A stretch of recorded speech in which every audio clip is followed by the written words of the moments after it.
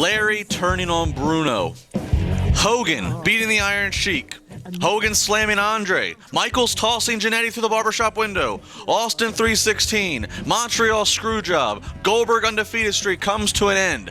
And many more. These are the kind of moments that live on for decades on video flashbacks, and they live on forever in our minds of what built the industry that we all love, that is pro wrestling. Last night, thank you, Daniel Bryan, was one of those moments.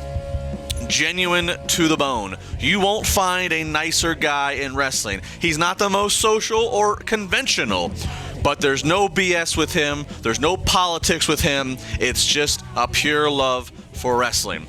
Bryan's farewell speech was bigger than Shawn's, Flair's, or Edge's. Not because he necessarily offered more than each or all of them to wrestling, but because of the scenario. Because it was so abrupt. We knew Flair and Michaels' retirements were coming based on the storylines.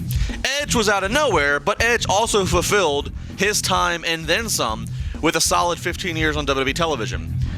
Daniel Bryan rose to the top 2 years ago through one of the most organic, maybe the most organic movement ever.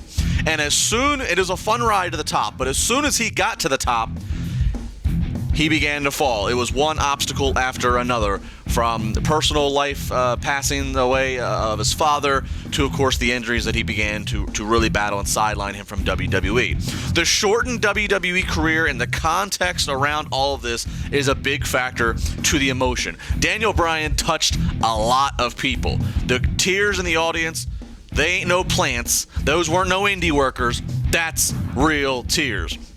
I believe Bryan meant every word he said, because that's the kind of person he is. He cares for his family and his future. However, it's all in the moment right now.